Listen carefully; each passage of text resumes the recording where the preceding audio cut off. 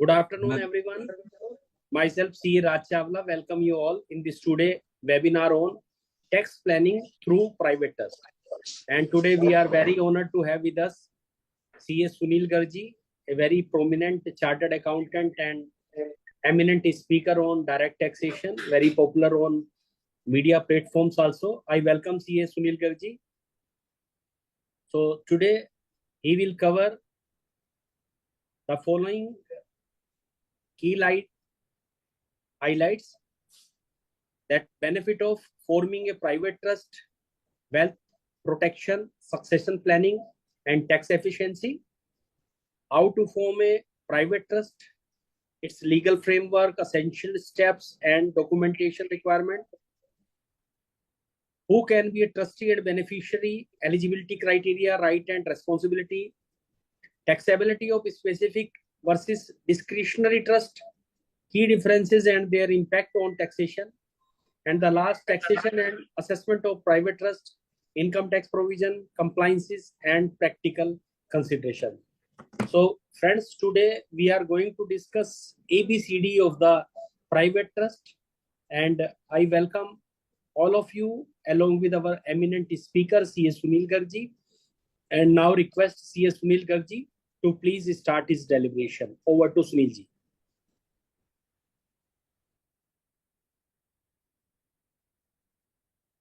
Good evening, Raj Chawla ji. Thank you very much for giving me this opportunity again on this platform. And the today topic is, of course, private trust. And I also welcome all the participants, my professional colleagues who have joined this webinar. And sir, we will be talking about the benefits of private trust. First of all, we should know why private trust, how it is created.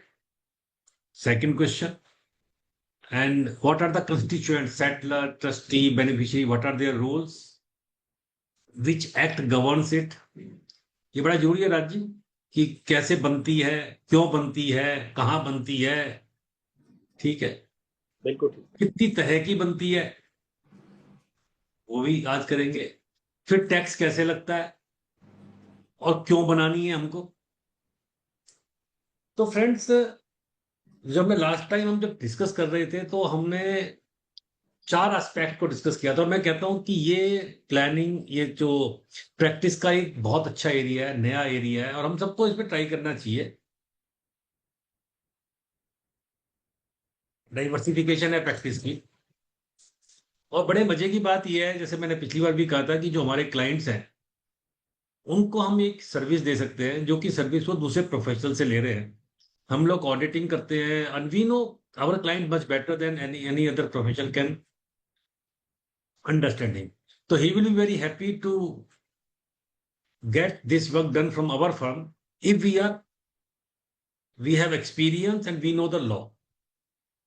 तो सबसे पहले जो आपने मैं थोड़ा recap कर देता हूं। जब हमने पिछला सेमिनार किया तो हमने कहा था कि HUF, विल, गिफ्ट और प्राइवेट ट्रस्ट, ये 4 टूल हैं सक्सेशन प्लानिंग के, transfer of the assets from one person to another. और मैं बताया था कि HUF जो होती है Raj ji, it is a creation of law. ये नेचुरल क्रिएशन है। जैसे मैंने बताया था कि जैसे ही आपकी शादी होगी HUF बन जाएगी एज पर हिंदू लॉ। और इनकम टैक्स एक्ट कहता है कि जैसे ही आपको चाइल्ड होगा, child means child, not male child now, whether बेटा और बेटी, इनकम टैक्स में आप, क्योंकि कोपास्टर 2 होते ही आप HUF का क्रिएशन इनकम टैक्स में रिकॉग्निशन होता है एसेट्स का। और जब तक वो आपकी एसेट्स इंडिविजुअल एसेट्स मानी जाती है और उसकी असेसमेंट इंडिविजुअल हाथ में होती है। दूसरा मैंने बताया था विल के बारे में, और मैं बताया था कि विल जो है, विल की क्या बात है कि विल आपकी डेथ के बाद ही ऑपरेशन में आती है। गिफ्ट आप कर सकते हो, लेकिन gift during your life time कर सकते हो, इरिवोकेबल होता है। लेकिन गिफ्ट का बड़ा लिमिटेड पर्पज है, क्योंकि एक बार गिफ्ट हुआ उसके बाद में आप अगर मल्टीपल गिफ्ट कर रहे हैं, मल्टीपल आप इंटरेस्ट क्रिएट कर रहे हैं, तो दैट में create a lot of problems. तो हम बात करते हैं कि private trust is a tool, जहां पे प्राइवेट ट्रस्ट में आपको सारे बेनिफिट्स मिलते हैं जो कि गिफ्ट में नहीं है, जो कि विल में नहीं है, और एचयूएफ तो क्योंकि हिंदू लॉ से गवर्न होता है तो उसमें तो आप छेड़छाड़ कर नहीं सकते। लेकिन प्राइवेट ट्रस्ट में सर जो डीड आप बनाते हो, प्राइवेट ट्रस्ट का जो संविधान है, जो कॉन्स्टिट्यूशन है, वो सेटलर के द्वारा ही सेट किया जाता है। जो वो डीड में लिख देगा वही उसका संविधान है, वही उसकी गीता है, unless and until it violets any provision of the constitution of India. आपको संविधान के विरुद्ध कोई बात नहीं लिखनी है। आप अपनी विशेष को, आप अपनी चीजों को कैसे आपने करना है वो आप उस पर लिख सकते हैं। तो ट्रस्ट के बेनिफिट्स क्या है? सबसे पहला जो राज जी ने क्वेश्चन उठाया कि ट्रस्ट क्यों बनानी है, सबसे पहला बेनिफिट सर, अगर बहुत सारे लोग बनाते हैं for the benefit of their minor and disabled child, specially abled child, कोई दिव्यांग है या माइनर का इंटरेस्ट प्रोटेक्ट करना है, तो आप एक प्राइवेट ट्रस्ट में उसको ट्रांसफर कर सकते हैं प्रॉपर्टी को, और आप बता सकते हैं कि इनकम कैसे कैसे खर्च करेंगे। पहला पर्पज। दूसरा पर्पज सक्सेशन प्लानिंग। आप आपको अपना सक्सेशन कैसे करना है, चाहे वो मूवेबल प्रॉपर्टी है चाहे इमूवेबल प्रॉपर्टी। देखिए हमने पिछली बार बात की थी, अगर किसी आदमी की इंटीस्टेट डेथ होती है हिंदू की, तो उसका सक्सेशन हिंदू लॉ के हिसाब से होगा। इंटीस्टेट का मतलब है विदाउट विल, उसमें फिर क्लास 1 क्लास 2 क्लास 3 ईयर्स के हिसाब से उसका सक्सेशन होता है। लेकिन आप अपने जीते जी जो सक्सेशन कर रहे हैं प्राइवेट ट्रस्ट में, और once the property settled into the private trust, तो उसकी लीगल ओनरशिप सेटलर से हट जाती है। कहां चली जाती है? ट्रस्टीज के पास में। But trustees are the legal owner but are not the beneficial owner of that property. Beneficial owner कौन है? जो बेनिफिशियरी ट्रस्टीज जो सेटलर ने बताए हैं। यानी you have the beneficial interest in the trust property and trustees are doing in the fiduciary capacity. They are the legal owner of the property, but they are not the beneficial owner. Property ultimately belongs to the beneficiary. तो दूसरा purpose है sir succession planning. तीसरा purpose है sir, जो बहुत लोग आज इस्तेमाल करते हैं क्योंकि आजकल जमाना थोड़ा खराब आ गया है, रिंग फेंसिंग हम इसे कहते हैं असेट्स की। Protection against the creditors. अगर कोई अभी हम क्या बात कर रहे थे, और सर ये बड़ा इंटरेक्टिव वेबिनार होगा क्योंकि नया सब्जेक्ट है, तो आप कोई भी किसी भी स्टेज पे रोक सकते हैं, कोई क्वेश्चन पुट कर सकते हैं। It will be like a discussion.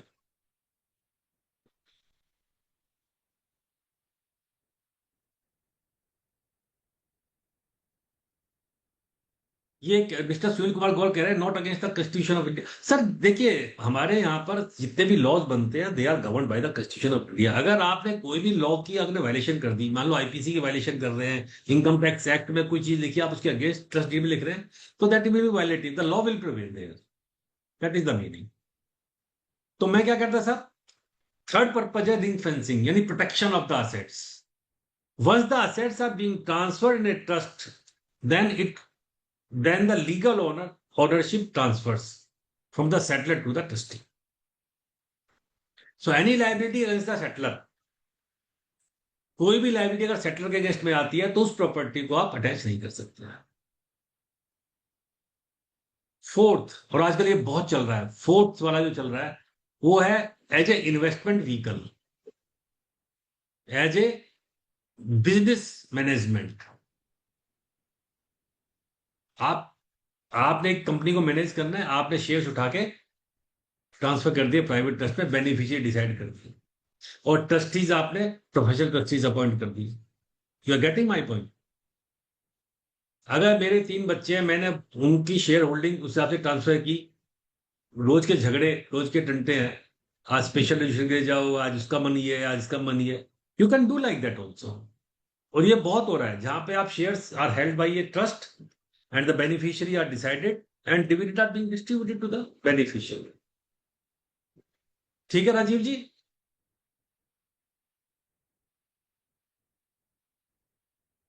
आज हम जो डिस्कस करेंगे सर इन्हीं 3 एस्पेक्ट्स पे करेंगे। वैसे उसके अलावा बताता हूं, आपने सुना होगा business trust, real estate investment trust, रीट्स, ये भी बिजनेस ट्रस्ट है। उनका स्पेशल टैक्सेबिलिटी का उन्होंने पास थ्रू स्टेटस दे रखा है, आपको पता ही होगा, सेक्शन 115 में पास थ्रू स्टेटस है। जितने भी रियल एस्टेट इन्वेस्टमेंट ट्रस्ट है, बिजनेस ट्रस्ट है, उनका वो भी ट्रस्ट में, सीबी पर ट्रस्ट रजिस्टर्ड होते हैं, या एआईएफ है, अल्टरनेटिव इन्वेस्टमेंट फंड, जिनको वेंचर कैपिटल फंड कहते हैं, they are also a trust structure. Trust for the welfare of the employees, ESOP के लिए, ग्रेचुटी के लिए, सुपर एनुएशन फंड्स के लिए लोग ट्रस्ट बनाते हैं, कंपनीज ट्रस्ट बनाती है, ट्रस्ट में परचेज कर लेती है ईसॉप, जो शेयर्स आपने सब्सक्राइब करने होते हैं या देने होते हैं, रिडीम करने होते हैं। और लास्ट में टाइम मिला राजीव तो डिस्कस करेंगे थोड़ा सा ऑफशोर ट्रस्ट के बारे में।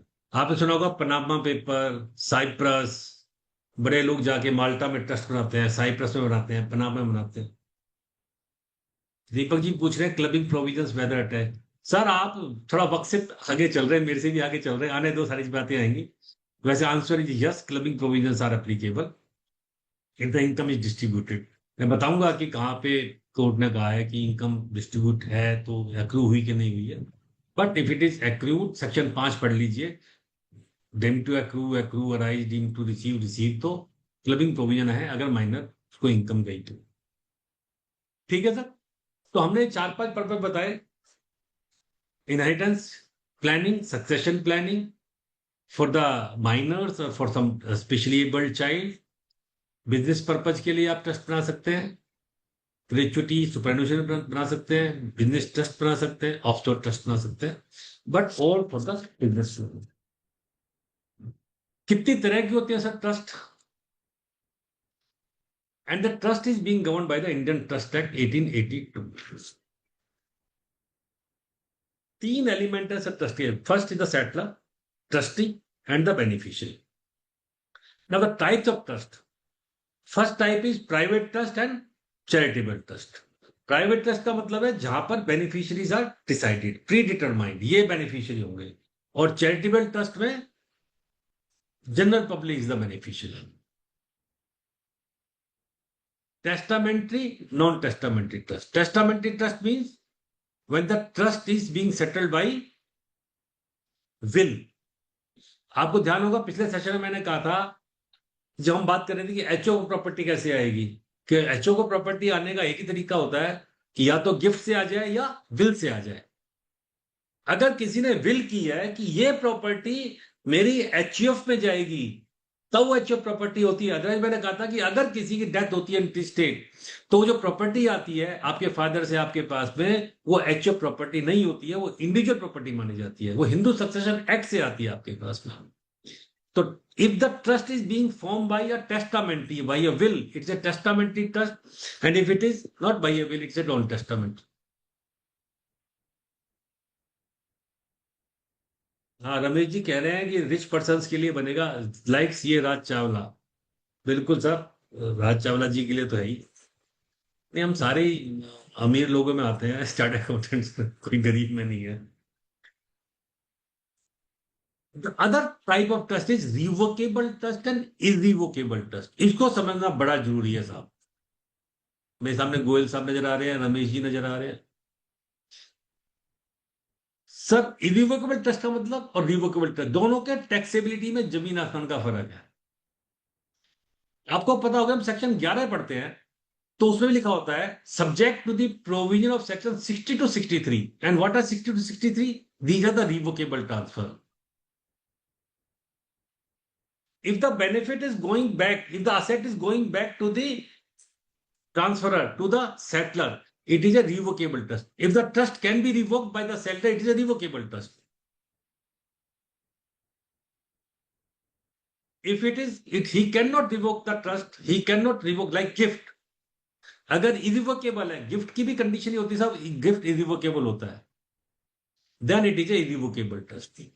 और एक बात बताता हूं, अगर जब सेक्शन 47 पढ़ते हैं, जब मैं बताऊंगा कि ट्रस्ट प्रॉपर्टी को जब आप सेट करते हो ट्रस्ट में आके, तो ट्रांसफर ऑफ कैपिटल गेन्स क्यों नहीं लगता? क्योंकि 47 में लिखा हुआ है, 47(3) में, कि transfer of property through a irrevocable trust, gift, will और इरिवोकेबल ट्रस्ट। अगर इरिवोकेबल ट्रस्ट में आप प्रॉपर्टी ट्रांसफर कर रहे हैं तो वो प्रॉपर्टी पे 47 का कैपिटल गेन नहीं लगेगा। अगर रिवोकेबल ट्रस्ट है सर, तो अंडे भी खाओगे डंडे भी खाओगे, यानी जैसे आप रिवोकेबल ट्रस्ट में प्रॉपर्टी ट्रांसफर करते हो, कैपिटल गेन के प्रोविजंस लग जाते हैं। और इसलिए आपसे चैरिटेबल ट्रस्ट में भी आपसे फॉर्म 10A में पूछते हैं कि whether the trust deed contains the clause of irrevocability और नॉट, क्योंकि सेक्शन 11 की कंडीशन भी है subject to the provision section 60-63। If it is an irrevocable trust तो चैरिटेबल पर्पज में भी आपको सेक्शन 11 के बेनिफिट्स नहीं मिलते। रिवोकेबल एंड इरिवोकेबल ट्रस्ट में। नेक्स्ट इज स्पेसिफिक और डिस्क्रीट ट्रस्ट, इसको हम डिटर्मिनेट और इनडिटर्मिनेट भी कहते हैं। दोनों के टैक्सिंग में बहुत, दोनों में फर्क है, स्पेसिफिक और डिस्क्रीट ट्रस्ट में। And the governing section are section 161 and 164. Specific trust means where the share of the beneficiary are decided, predetermined by the settler. Settler ने कहा कि मेरे 3 बच्चे हैं साहब, सबसे बड़े बच्चे को 50%, सेकंड नंबर को 30%, थर्ड नंबर को 20%। स्पेसिफिक ट्रस्ट है। डिटर्मिनेट ट्रस्ट है, अगर उसने कहा कि नहीं साहब ट्रस्टी की डिस्क्रिप्शन है, जैसे उसको सही लगे उस इनकम को डिस्ट्रीब्यूट करेगा, then it's a discretionary trust. और टैक्स का बिल्कुल एंटायरली डिफरेंट स्ट्रक्चर चेंज होता है। Last is the oral trust. Trust can be oral trust also. अगर ट्रस्ट ओरल ट्रस्ट भी है तो better it is to get registered through the trust deed.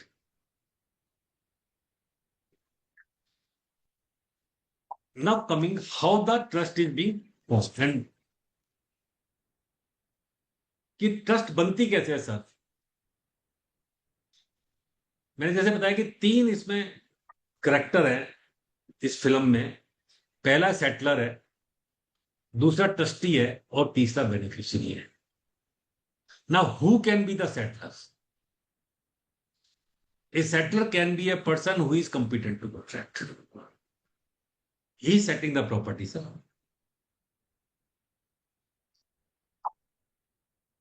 And whether minor can be a settler?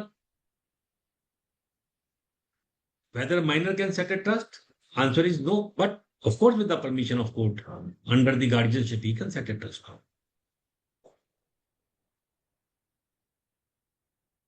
Now, who can be the trustee? Settler वो है जिसके जो competent to contract है, जो कॉन्ट्रैक्ट में एंटर कर सकता है सर।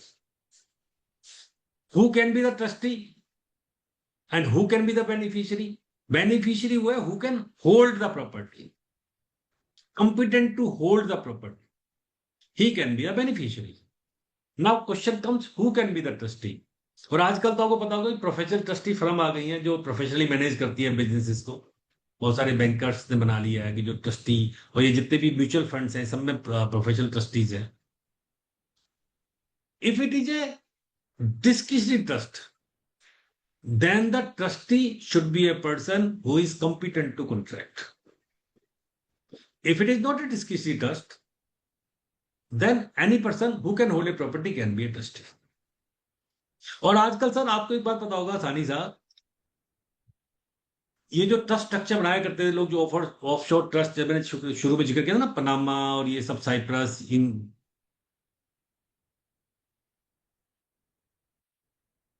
वैश जी पूछ रहे हैं, can there be a non resident beneficiary? Of course non resident can be a beneficiary. FEMA के प्रोविजंस हैं, वो फेमा के प्रोविजन से बाद में कभी किसी और सेशन में डिस्कस करेंगे सर उसको। तो मैं क्या करता sir, who can be a trustee, who can be a beneficiary and who can be a settler? Settler, he should be the person who is competent to contract. Secondly, trustee, if it is discretionary trust, he should be competent to contract. If it is a specific trust, he should be capable of holding the property, and beneficiary, of course, any person who can hold the property can be a beneficiary. Section 4 of the Indian Trust Act says the trust should be for a lawful purpose. Trust should be for a lawful purpose. अगर purpose lawful नहीं है और आपने कोई trust set कर दिया तो it will be void ab initio.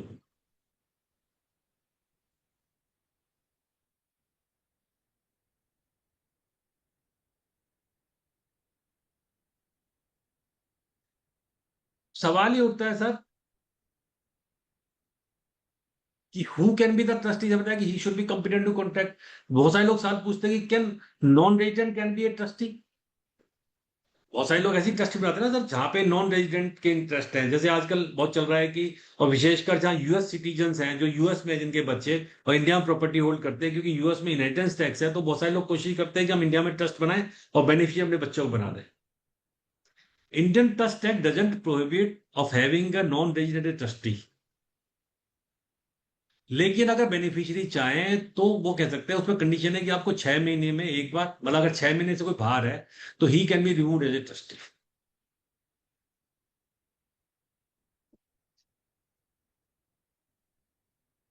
Can be have any question? Raji कोई कुछ सवाल है अभी तक तो हम बात कर लेते हैं। सर मेरा एक क्वेश्चन है।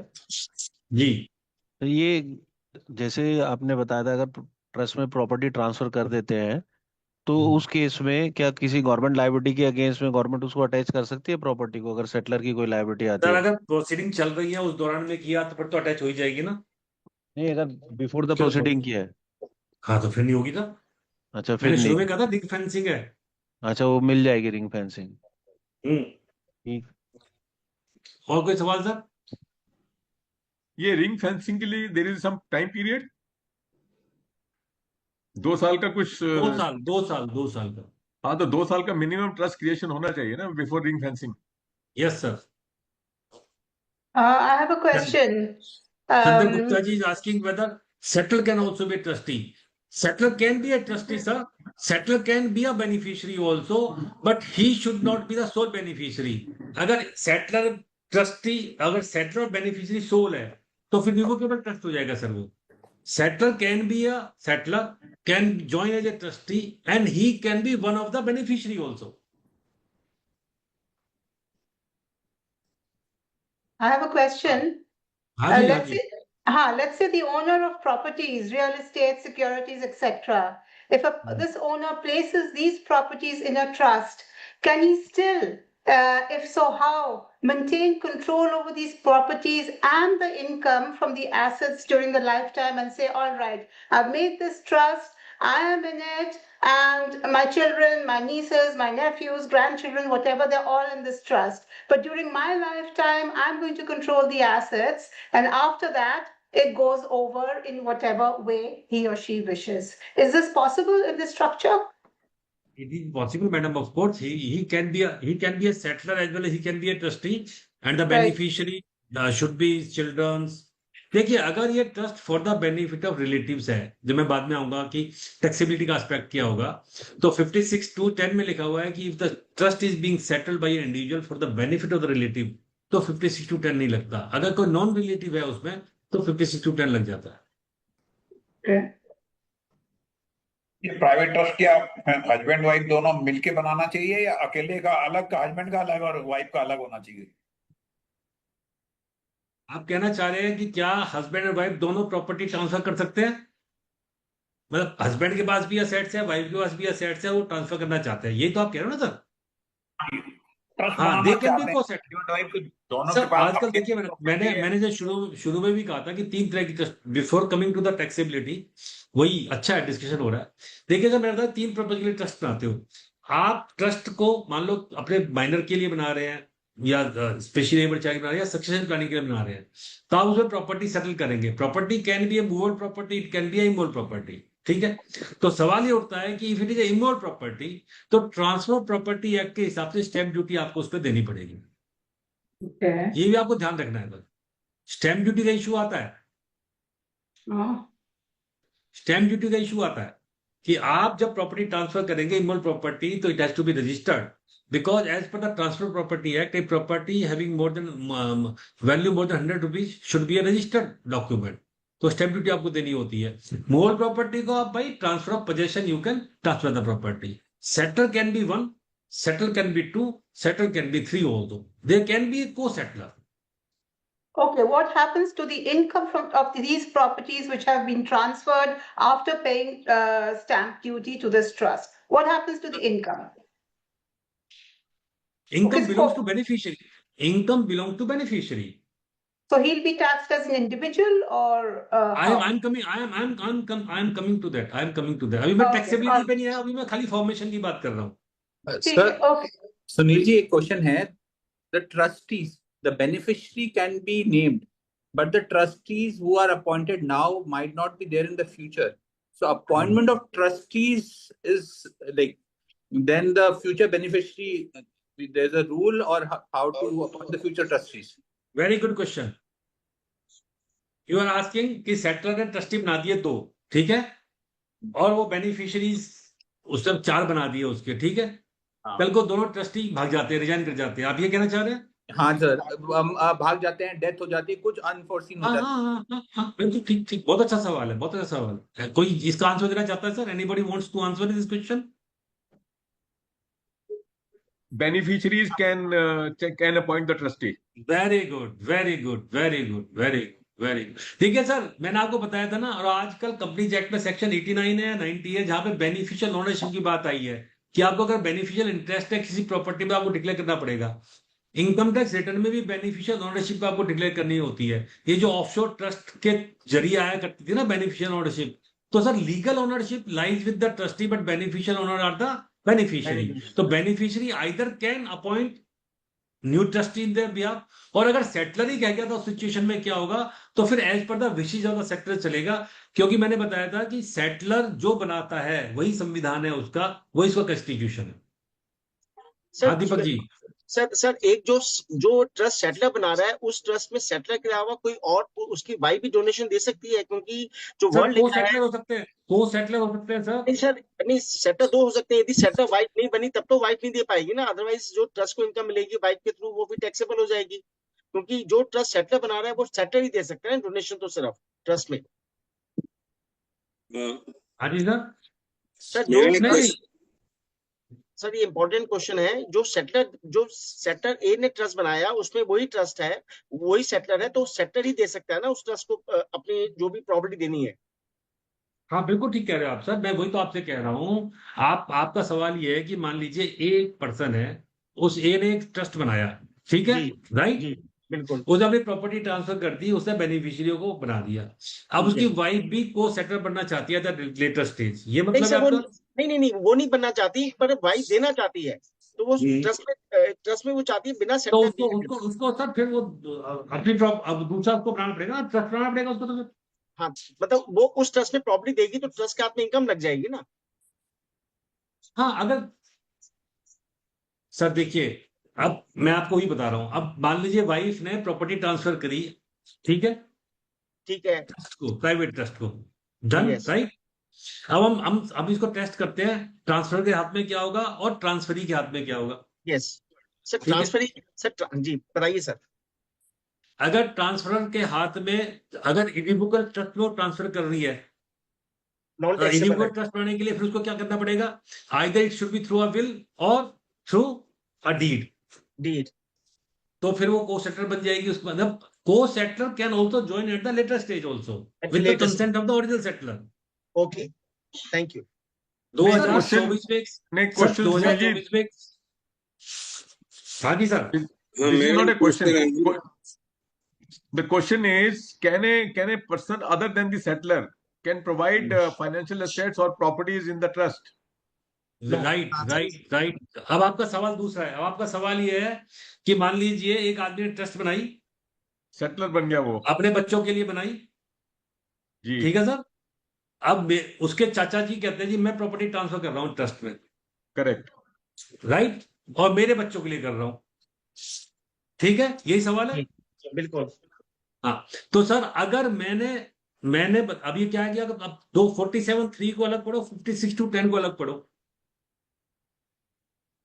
47(3) क्या कहता है, any transfer under gift, will और इरिवोकेबल ट्रस्ट। तो अगर मैं ट्रांसफर इरिवोकेबल ट्रस्ट में कर रहा हूं, मैं चाहे कि थर्ड आदमी के नाम कर रहा हूं, कोई इशू नहीं है, तो ट्रांसफर के हाथ में कैपिटल गेन टैक्स नहीं लगा सर, नहीं लगेगा। अब सवाल आता है 56(10). 56(10) क्या कहता है sir, if the property is received from by a person for the benefit of his relative, तो मेरे बच्चे मेरे चाचा जी के रिलेशन में नहीं आते सर, या मान लो थर्ड पार्टी है, कोई कजिन्स है, कजिन्स देना चाह रहे हैं, अगर वो जो 56:10 के रिलेटिव की डेफिनेशन में आ रहा है तो ट्रस्ट के हाथ में टैक्सेबल नहीं होगा, अदरवाइज टैक्सेबल हो जाएगा। सर अभी जैसे मैंने आपको एक बात बताई थी कि रिवोकेबल ट्रांसफर है मान लीजिए, तो क्या होगा, मैंने रिवोकेबल ट्रांसफर कर दिया प्रॉपर्टी का प्राइवेट ट्रस्ट में, अब क्या होगा 47(3) में मैं कवर नहीं है, मुझे कैपिटल गेन टैक्स लग जाएगा, लेकिन 56:10 में मैं कवर हूं, 56:10 में मैं कवर हूं ना सर, तो 56:10 नहीं लगेगा, लेकिन उसमें इनकम होगी वो क्लब हो जाएगी मेरे हाथ में दोबारा आकर। Are you getting my point? Right sir, तो बेसिकली सर यदि वाइफ या मान लिया जो एक ए है, ए ने ट्रस्ट बनाया सेटलर, तो सेटलर तो कभी भी दे सकता है, उसकी वाइफ बिना सेटलर दिए बिना देना चाहती है तो उसको पहले सेटलर टू बनाना join as a co-settlor sir. पड़ेगा। तो नहीं यदि नहीं, यदि मान लिया वाइफ कहते हैं मैं को सेटलर नहीं बनना चाह रही, तो उसके बिना वो बिना विदाउट अब बीइंग तो सर मैंने जब भी बताया कि अगर उसकी वाइफ है तो उसके लिए 47(3) भी लगेगा और 56:10 भी लगेगा, इसका मतलब सेपरेट डीड बनाएगी ना वो, हाँ सेपरेट डीड से ट्रांसफर करेगी ना सर। सेपरेट डीड से ट्रांसफर। सर मैं कहता हूं फॉर एग्जांपल एक ट्रस्ट है एबीसी फैमिली ट्रस्ट, ठीक है, Yes. ए ने उसमें अपनी एबीसी में अपना ट्रांसफर कर दिया, उसके बाद मेरी वाइफ उसकी वाइफ आती है, वो भी ट्रांसफर करती है एबीसी, आपका ये तो सवाल है एबीसी हाँ फैमिली जी, ट्रस्ट हाँ जी, में, वो बिल्कुल वो तो एबीसी जब मैं में ट्रांसफर करूंगा सर कोई डीड तो बनाऊंगा ना।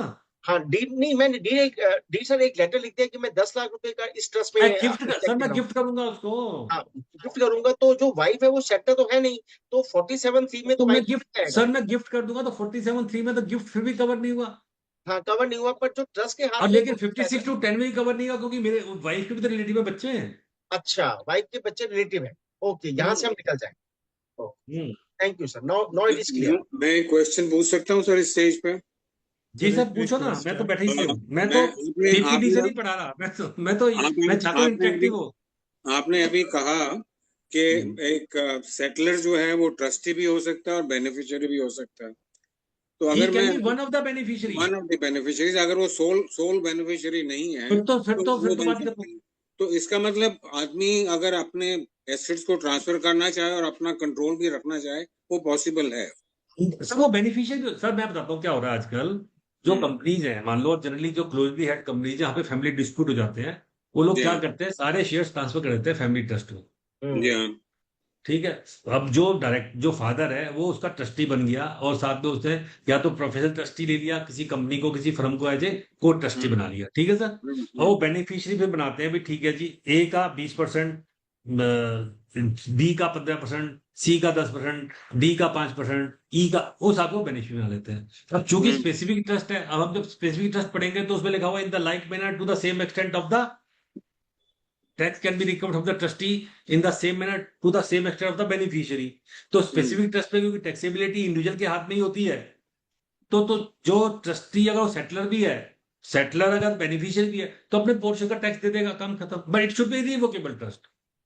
नहीं, पर इस केस में जो बनाएगा वो जो ट्रस्ट, जैसे आप कह रहे हैं स्पेसिफिक ट्रस्ट, उसको उसमें बेनिफिशियरीज बाद में चेंज नहीं हो सकते, जो उसने उसमें डिफाइन किए हैं वही रह सकते हैं। नहीं वो अमेंडमेंट कर सकता है डीड को अपनी जिंदगी में। अच्छा, वो भी कर सकता है फिर वो? सब क्या इसमें तुम मना किसने किया है?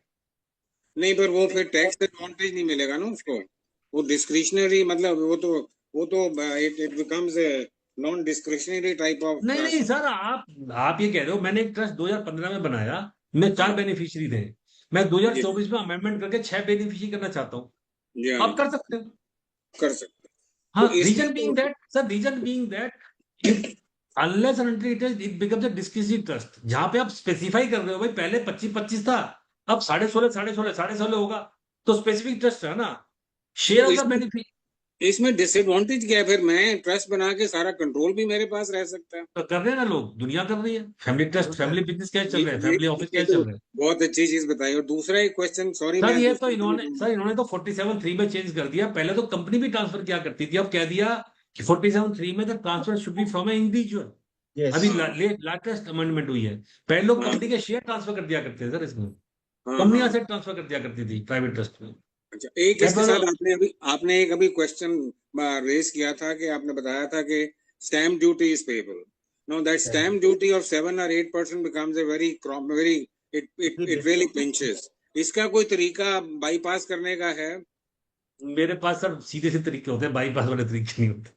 अच्छा, नहीं मतलब सीधा तरीका कोई ना लीगली? ना सर देखिए, वो तो क्योंकि स्टैम्प ड्यूटी स्टेट गवर्नमेंट का मसला है।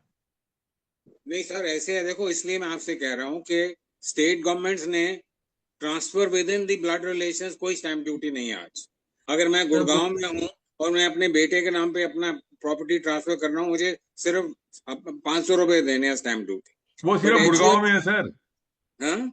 वो सिर्फ गुड़गांव में है, 3 स्टेट्स में है हिंदुस्तान में। नहीं, गुड़गांव में है, गुजरात में है, जी पंजाब जी। में है। मैंने दिल्ली सर वाले उसमें चीफ ट्रस्ट का मिनिस्टर को भी सर, लिखा उसमें था। प्राइवेट ट्रस्ट सर, वो प्राइवेट ट्रस्ट को ब्लड रिलेशन में नहीं मानते सर। नहीं हाँ, मानते ये हैं, नहीं नहीं मानते, मानते, तो नहीं ये मैं मानते। मानता हूँ आपकी, आई एग्री विद यू कि मानते नहीं है, बट वो इसका फिर जरिया यही हो सकता है कि आदमी एक विल बनाए और विल के थ्रू अपने एसेट्स ट्रस्ट में डाले।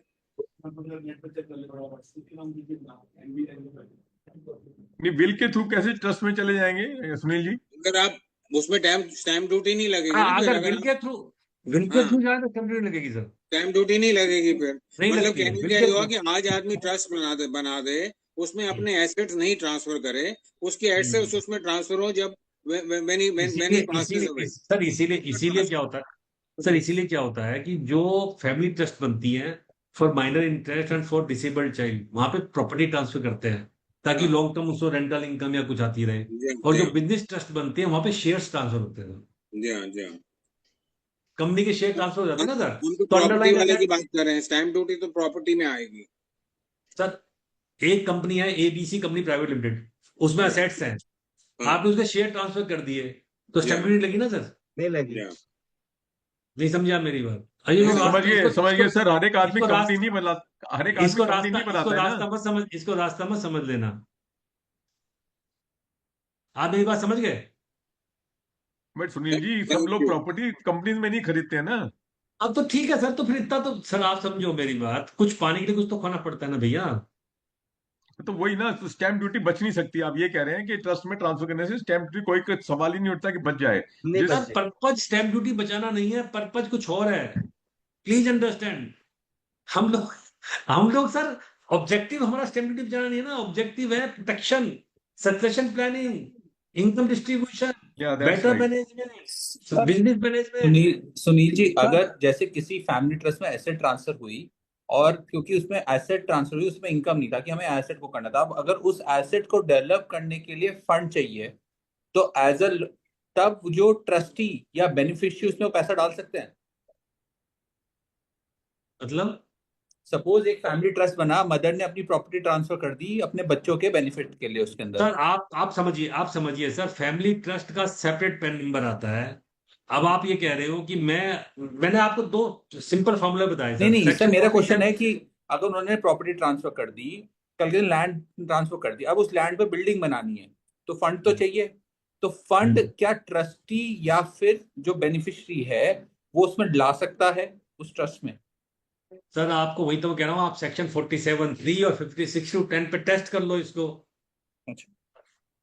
47(3) क्या कहता है, कोई गिफ्ट आपने किया, मान लो किसी को भी किया, गिफ्ट में थोड़ा लिखा है कि आपको किसको गिफ्ट करना है। हाँ हाँ, आप गिफ्ट तो किसी अपने बच्चे को करो, दूसरे के बच्चे को करो, कंपनी को करो, प्राइवेट ट्रस्ट को करो, थर्ड को करो, तो 47(3) में तो गिफ्ट अलाउड है ना सर, कैपिटल असेट अलाउड है ना, ट्रांसफर। चलाओ। सुनील जी, इससे वहां तो कोई एक इशू ही नहीं है। क्वेश्चन, और जब हम 40 आप 56(10) पे टेस्ट करो उसको, उसमें क्या लिख दिया कि साहब अगर कोई इंडिविजुअल सेट कर रहा है फॉर हिज रिलेटिव, हाँ यानी अगर कोई कंपनी थर्ड, अगर प्राइवेट लिमिटेड कंपनी ट्रांसफर कर रही है पैसे को तो 56% में टैक्स लग जाएगा।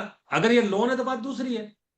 सर इसके साथ एक क्वेश्चन और जुड़ा हुआ है कि अगर हमने स्टैम्प ड्यूटी देनी है तो ट्रस्ट फॉर्म करने के बजाय आप एक प्राइवेट लिमिटेड कंपनी को उसमें ट्रांसफर कर दीजिए। सर वो सर, नहीं, सर उसका पर्पज अलग है सर, वो पर्पज टूल अलग अलग है, है। वो टूल अलग है सर। कैसे ठीक ठीक है सर। पर्पज अलग है, पर्पज सर वो अलग है। टूल अलग है, ये टूल अलग है सर। आप ओके हम दोनों चीजों को क्यों, ओके सर, ओके सर। उसका ऑब्जेक्टिव अलग है। प्राइवेट कंपनी तो उसके पास है ही ना already. Now the question arises sir, what is the status of the private trust? Yes sir. ये बड़ा कंफ्यूजिंग होता है हमेशा कि प्राइवेट ट्रस्ट का स्टेटस क्या है। अगर हम 2 क्लॉज 30 में पर्सन की डेफिनेशन देखें सर, तो उसमें क्या लिखा हुआ है? Individual, HUF, company, firm, AOP, BOI, local authority, every other artificial judicial person. तो क्या सातों में से किसी स्टेटस में फॉल करती है sir private trust? Sir association of person नहीं है सर रेशियो परसेंट कैसे बनती है sir, because this trust is consisting of settlers sir? Whether beneficiary sir एसओ परसेंट कैसे बनेगी? क्या बेनिफिशियरी बनाई है ये? उसे पता भी नहीं बेचारे को, तो माइनर है। अच्छा, क्या बॉडी ऑफ इंडिविजुअल है? Answer is no.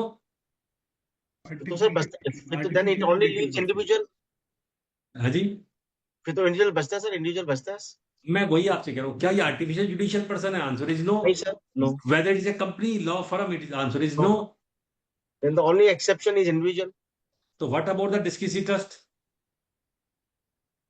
सवाल ये उठा, क्योंकि जो मैं बता रहा था कि अगर if it is a specific trust, तो सेक्शन 161 ये कहता है कि हाउ इट विल टैक्स्ड, क्योंकि इनकम बेनिफिशियरी की है सर वो। उसमें लिखा हुआ है कि in the same manner and to the same extent of the beneficiary tax can be recovered from the trustee. Trustee are liable to pay the tax हाँ, as a representative capacity under section 159 160, but in the same manner and to the same extent of the beneficiary. इसका मतलब अगर specific trust है तो taxable किसके हाथ में होगा? जाके बेनिफिशियरी के हाथ में। ट्रस्टी की जिम्मेवारी है, तो ट्रस्टी क्या करेगा? या तो उन सबकी रिटर्न फाइल कर दे, बेनिफिशियरी की 4 बेनिफिशियरी 4 की रिटर्न फाइल कर दे, उनकी बाकी इनकम भी कैलकुलेट करे और रिटर्न फाइल कर दे, या बेनिफिशियरी रिटर्न फाइल कर दे और उसको इनकम को इंक्लूड कर ले एक। अच्छा, अब सवाल उठा डिस्क्रीजी ट्रस्ट के ऊपर, क्योंकि डिस्क्रीजी ट्रस्ट में तो टैक्स एमएमआर पे लगता है। तो उसमें क्या हुआ सर? क्या वो एओपी है, बीओआई है, क्या है? तो सवाल ये उठा कि उसके लिए सर्कुलर है 6/2012, उसमें को सीबीडी ने कहा कि the status of the discretionary trust will also be a individual. अच्छा, 6/2012, ओके।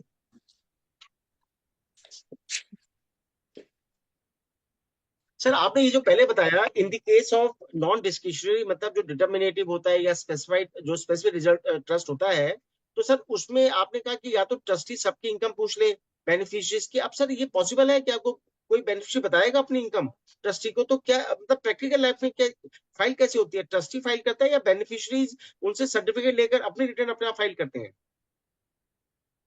तो मैंने बताया ना आपको, या तो बेनिफिशियरी फाइल करेगा अच्छा, या ट्रस्टी की जिम्मेवारी है। पर सर ट्रस्टी फाइल करेगा तो जिम्मेदारी कैसे चलो निभाए? अब हम 3 एस्पेक्ट को डिस्कस करते हैं, फिर ये क्लियर करेंगे इसको। ठीक है सर? आप Flexibility आगे के बाद। चलिए सर, पहले सुनील जी अपना पूरा कर लीजिए, फिर क्वेश्चन पूछेंगे। सर ये टॉपिक ऐसा है एक्चुअली, इस पे ना इंटरेक्शन से क्या फायदा होगा कि मैं कुछ भी बोल दूंगा तो फायदा नहीं। जब इंटरेक्शन से है कि आपके क्वेश्चन आंसर सच हो रहे हैं। आज जैसे मैंने बताया था कि टैक्सेबल कैसे होता है सर, 161 कैपिटल ए कहता है, 161 एंड 161 कैपिटल ए कि दो trustee are liable to pay the tax but it will be taxable in the same extent to the in the same manner and to same extent of the beneficiary. तो उसमें का मतलब क्या होगा? जो टैक्स का रेट होगा वो बेनिफिशियरी का होगा। बेनिफिशियरी का होगा। लेकिन अगर उसकी बिजनेस इनकम है सर, उसका एक्सेप्शन देगा बिजनेस इनकम है, तो हम उस पर एमएमआर लगा देंगे। मैं स्पेसिफिक ट्रस्ट की बात कर रहा हूं सर। पहला थंब रूल, बेनिफिशियरी का रेट ऑफ टैक्स होगा, बेनिफिशियरी के हिसाब से इनकम टैक्सेबल होगी। लेकिन अगर बिजनेस इनकम है तो उसको हम एमएमआर पे टैक्स करेंगे। लेकिन उसका भी एक एक्सेप्शन है। एक्सेप्शन क्या है? कि अगर ट्रस्ट विल से बनी है, बिजनेस ट्रस्ट की बात कर रहा हूं जिसमें बिजनेस इनकम है, अगर विल से बनी है, केवल एक ही ट्रस्ट है और the for the benefit of dependent relative है, तो फिर उस पर स्लैब रेट लग जाएगा। 161 कैपिटल क्या कहता है sir? In case of the specific trust the tax will be charge in the same manner and to the same extent of the beneficiary, but if it has a business income it will be charge as the MMR. But उसमें एक exception दे दिया कि अगर ये will say, testamentary will say को business income आ रही है, जो ट्रस्ट बनी है वो टेस्टामेंट्री से, विल से आई है और डिपेंडेंट रिलेटिवली बनी है, तो फिर उसका एक्सेप्शन है, उस पर एमएमआर नहीं लगेगा। अब सवाल ये उठता है सर कि मान लीजिए प्राइवेट ट्रस्ट है, उस प्राइवेट ट्रस्ट में बिजनेस इनकम भी और दूसरी इनकम भी है, तो क्या होगा? एक प्राइवेट ट्रस्ट से बिजनेस इनकम भी आ रही है सर, और तो उस केस में सर क्या होगा? विद दिस इनकम पे एमएमआर लगेगा, बाकी इनकम पर स्लैब रेट लग जाएगा। अच्छा, you are getting my point? Okay. तो एमएमआर क्या होता है, इसमें भी डिस्प्यूट चल रही है। Maximum marginal rate sir, MMR.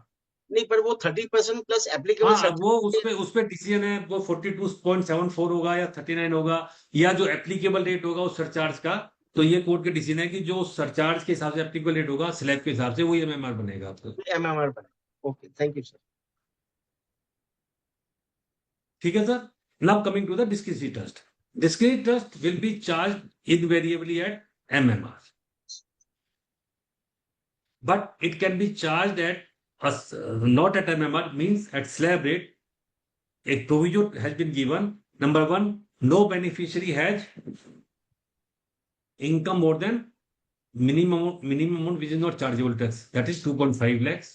Secondly, not a beneficiary in any other trust if the beneficiaries are not the beneficiary in any other trust. And third is the trust is only trust and it is testamentary declared by the authors. So again, कि अगर testamentary trust है, सारे beneficiary income 2.5 lakh से कम है और वो beneficiary दूसरी trust में नहीं है, तो फिर आपको किसी ट्रस्ट में भी स्लैब रेट लग सकता है। राइट? सर यहाँ बताइए सर, यहाँ जैसे एक कंफ्यूजन आ रही है सर, बेनिफिशियरी 4 है, A1 A2 A3 A4। अब ट्रस्ट की इनकम है 20 लाख से, नेट टैक्सेबल 20 लाख आ गई, खर्चे काट कूट के जो भी है। अब 20 लाख में सबके हिस्से बन जाते हैं, डिस्क्रिशनरी ट्रस्ट है। अब उसमें ट्रस्टी ने कहा जी हम इस साल सबको 1/4 दे देंगे। तो क्या वो जो ट्रस्टीज है हर से पूछेगा what is your income and what is the obligation of the trust beneficiary, why will they tell that income? तो वो ट्रस्ट की इनकम को फाइल कैसे करेगा यदि स्लैब रेट भी लेना हो? तो आप एग्जांपल देकर बता सकते हैं इसी में? दोबारा बताओ सर, क्या कह रहे हो आप? सर जैसे ट्रस्ट की टैक्सेबल इनकम है 20 lakh and this is a discretionary trust. Discretionary मतलब फिर भी साल के अंत में ट्रस्टीज ने कहा we will give 1/4 of the 20 lakh to all the A1 A2 A3 discretionary trust sir, discretionary trust में एमएमआर लग गया ना, वहां झगड़ा खत्म हो गया। नहीं, पर यदि वो जो बेनिफिशियरीज है वो किसी और ट्रस्ट में नहीं है और इनकी इनकम भी नहीं है, तब तो सर फिर तो नॉर्मल सर डिस्क्रिशनरी ट्रस्ट में तो एमएमआर लग गया ना, उसके बाद फिर सेकंड सवाल ही कहाँ उठा उसको? पर उसमें एक्सेप्शन है ना सर, यदि बेनिफिशियरीज कोई और ट्रस्ट में ना हो और उसकी इनकम बिलो टैक्सेबल लिमिट हो तो A1 A2 A3 तो वो सर उससे डिक्लेरेशन लेगा ना बेनिफिशियरी से। अच्छा सर, एक पेपर पे लिखवा लेगा? हाँ, देखा कमाल कर रहे हो आप, आपको डिक्लेरेशन देनी पड़ेगी। अच्छा, डिक्लेरेशन लेनी पड़ेगी, ये तो नहीं कि अच्छा क्या? अच्छा, तो वो डिक्लेरेशन लेकर फिर वो नॉर्मल स्लैब में अपना टैक्स जो है कंप्यूट कर देगा। हाँ। और एमएमआर किस कंडीशन में लगता है डिस्क्रिशनरी ट्रस्ट पे, सुनील जी? जिस पर सर डिस्क्रिशनरी ट्रस्ट पे एमएमआर लगेगा सर, लेकिन एक एक्सेप्शन दे दिया, अगर टेस्टामेंटरी ट्रस्ट है, सारे बेनिफिशियरी की इनकम 2.5 लाख से कम है और वो किसी ट्रस्ट में नहीं है, तो ऑफ कोर्स इंडिविजुअल, क्योंकि स्टेटस इंडिविजुअल का हो गया ना सर उसका। फिर तो अगर एक बार एमएमआर दे दिया डिस्क्रिशनरी ट्रस्ट में तो बेनिफिशियरीज को कोई टैक्स नहीं लगेगा? ये ग्रे एरिया है, क्योंकि ऐसा कोई सेक्शन तो है नहीं, लेकिन अब सर्कुलर है, उससे कहते हैं भाई आपने जब एमएमआर पे टैक्स दे दिया फिर उस पर डिस्ट्रीब्यूशन ऑफ इनकम पे टैक्स नहीं लगेगा। डिस्ट्रीब्यूशन पे टैक्स नहीं टैक्स लगा हमारा सकता क्यों लगेगा सर? सर जस्ट टैक्स दे दिया उसके बाद डिस्ट्रीब्यूशन पे टैक्स तो नहीं लगना चाहिए? नहीं लगना चाहिए ना सर, लेकिन कोई सेक्शन नहीं है ना सर। अच्छा, जैसे कंपनी का प्रॉफिट होता है कंपनी भी देती है और डिविडेंड जब देते हैं तो फिर शेयर होल्डर्स को भी डिविडेंड देते तो हैं। सर एक्चुअली इसमें जो लीगल पोजीशन है वही है, क्योंकि that income belongs to the beneficiary already, because they are the beneficial owner, trustee is in the fiduciary capacity. तो अल्टीमेटली वो जो टैक्स पे कर रहा है उसी के ब्याह पे कर रहा है, तो उसका मतलब उसको कहते हैं कि डिस्ट्रीब्यूशन ऑफ इनकम नहीं है ना, वो तो उसी का था, उसी के पास आ गया। सेटलर ने तो बेसिकली क्या किया कि दो दो दो हिस्से हो गए ना सर प्राइवेट ट्रस्ट में, एक तो असेट्स है और एक दूसरा इनकम है। इनकम है, ठीक है ना सर? तो सवाल उठा कि डिस्ट्रीब्यूशन ऑफ इनकम और डिस्ट्रीब्यूशन ऑफ एसेट्स के ऊपर। You are getting my point? क्योंकि अगर आप इंडियन ट्रस्ट एक्ट पढ़ेंगे तो इंडियन ट्रस्ट एक्ट में लिखा है कि how the trust can B revoke. तो ट्रस्ट कैसे रिवोक होती है सर? या तो ट्रस्टी सेटलर ने बताया भाई इतने साल के लिए ट्रस्ट बना रहा हूं, 15 साल के लिए, 20 साल के लिए, यानी टाइम पूरा हो जाए उसका, एक सिचुएशन। दूसरा सिचुएशन क्या है सर कि अगर बेनिफिशियरी चाहे और ट्रस्ट में ऐसी कोई कंडीशन नहीं दे रखी है तो बेनिफिशियरी कहते हैं अच्छा जी नमस्ते हम मेजर हो गए, provided they should be major, they should be competent to contract, तो कह सकते हैं ठीक है जी नमस्ते, हमारे डिस्ट्रीब्यूशन ऑफ एसेट कर दीजिए। तो वो डिस्ट्रीब्यूशन ले कर सकते हैं, इसको वो कर सकते हैं एसेट्स को।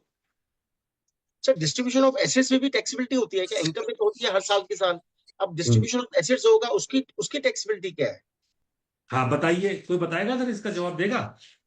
इसमें इरोवेकेबल ट्रस्ट और डिस्क्रिशनरी हो तो बेनिफिशियरीज को कोई टैक्स नहीं लगेगा। जी सर। अगर ट्रस्ट इरिवोकेबल है और डिस्क्रिशनरी है, ट्रस्ट तो अगर रिवोकेबल है, फिर तो बात ही खत्म होगी थी ना, पहले हमने कह दिया था। रिवोकेबल में तो प्रॉब्लम ही नहीं है, वो तो रिवोकेबल में तो उसी की ट्रस्ट है ना, वो तो रिवोक कर रहा है उसको।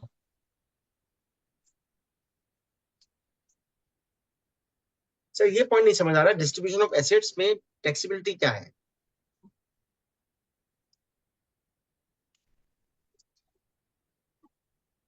सर देखिए, मैं शुरू से एक बात कह रहा हूं कि बेसिकली क्या है कि जो इनकम भी और एसेट्स भी किसकी है सर, वो एक्चुअल में बेनिफिशियल ओनर कौन है सर?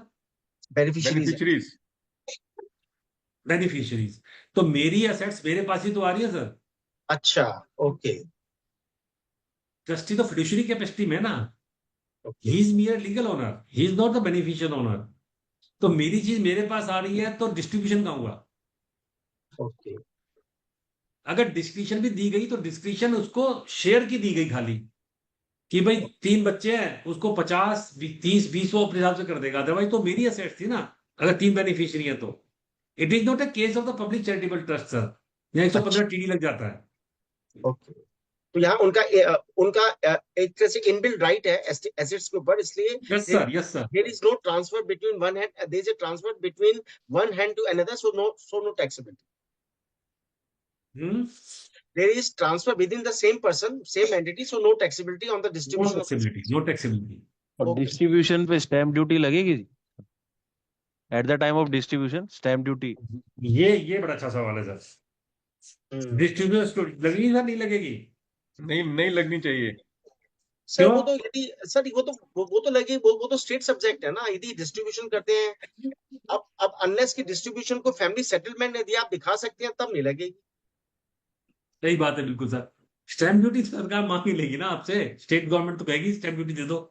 हाँ। अगर वहां का कोई लॉ है तो आप बचा सकते हो।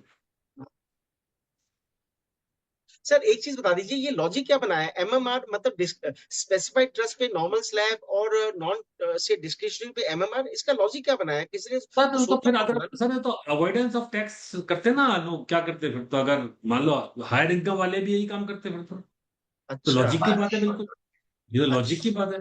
लॉजिक की बात। स्पेसिफिक ट्रस्ट में तो आपको स्पेशल रेट उसी पे जा रही है, अच्छा, और जहाँ डिस्क्रिशनरी ट्रस्ट है वहां पे एमएमआर लगा दिया है, तो लॉजिक की बात है। इसलिए उन्होंने एक्सेप्शन भी दे दिया कि भी अगर 2.5 लाख से कम है और टेस्टामेंट फ्री है और ये है, तो एक लीवे भी दे दिया कि ठीक है अगर ये सारी कंडीशन है तो हम एमएमआर नहीं लेंगे आपसे। तो सर ये जो डिस्क्रिशनरी ट्रस्ट पे हर साल डिक्लेयर करना चाहिए ट्रस्टीज को कितनी इनकम डिस्ट्रीब्यूशन होगी, या वो हाँ जी, हाँ जी, हाँ हाँ अच्छा जी, हर साल करना चाहिए उनको ट्रस्टीज हाँ को? जी। सुनील जी, दीपक जी के हाँ सारे जी, और क्वेश्चन कोई? हो रहे हैं। एक क्वेश्चन मैं आपको पूछता हूँ कि जब एक हाँ सर, हाँ वही मैं कहा, दीपक जी अब आप रुक जाओ, बातों को पूछने दो। ठीक है there is जी, a ठीक है, property हम there is a पूछते हैं। property which is transferred to the trust and the अरे stamp duty has been paid. ये एक मिनट जरा देखिए कैसे हो गया। एक सेकंड सर, 1 मिनट प्लीज। तो सुन लीजिए, अपना नंबर दे दीजिएगा एक बार जरा, जब टाइम मिले। मैं बोल रहा हूँ, आप नोट कर लीजिए। हाँ जी, बताइए ना। 98110110 110 15509। Thank you sir. once more, sir. 98110 मेरे कहाँ नजर आ रहा है? 9811015509। Thank you sir. मैंने सर आप चैट अलग बॉक्स में बात भी कर डाल रहे दिया है, आप प्लीज नोट कर लीजिएगा आराम से। ठीक है सर। ना देंगे हाँ। सुनील जी, आपने जो एक्सेप्शन बताया वो सारे बेनिफिशियरी के लिए होना चाहिए? एक सेकंड अगर सर, मेरा ना ये वो हो गया, ये स्क्रीन मेरी गायब हो गई है। मैं 2 मिनट, आपको ये फुल स्क्रीन क्यों नहीं आ रही?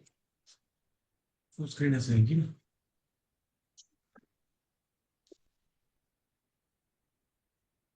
हाँ अब आई। सुनील जी का मोबाइल नंबर मैंने चैट बॉक्स में टाइप कर दिया है, जिसको भी चाहिए हो प्लीज ले लीजिएगा। और इस प्रोग्राम की रिकॉर्डिंग मंडे मॉर्निंग आप सब लोगों को मिल जाएगी। Thank you, sir. अभी दे रहा हूँ। सुनील जी, मेरे साथ एक प्रश्न है, बात करूं यस आप? Sir, yes sir. हाँ, आपने कहा कि अगर जो बेनिफिशियरी है उनकी इनकम 2.5 लाख से पहले कम है तो फिर तीन एक्सेप्शन में आ कंडीशन पूरी सकते हैं। करनी है सर, एक नहीं 3 नहीं 3 है लेकिन वो सारे सर। बेनिफिशियरीज इफ के इट लिए। Is a discretionary trust, the general rule is MMR. Yes If it is a specific trust, general rule is individual slab rate. Right specific trust में भी एक एक्सेप्शन दे दिया है और MMR में एक डिस्क्रिशनरी में वो दे दिया है।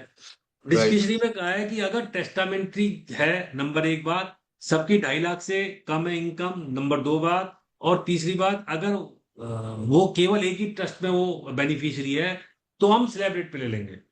ओह तो वेरी स्पेसिफिक डिफिकल्ट। ट्रस्ट मैंने बताया था कि स्पेसिफिक ट्रस्ट में बिजनेस इनकम जो होगी वो MMR पे लगेगी, लेकिन उसमें एक्सेप्शन दे दिया था कि अगर ये आपकी टेस्टामेंट्री है, कोई और इनकम नहीं है और केवल एक उसके लिए ट्रस्टी ये मेंबर है, तो फिर आपको वो उसकी इनकम भी स्लैब रेट से आ जाएगी।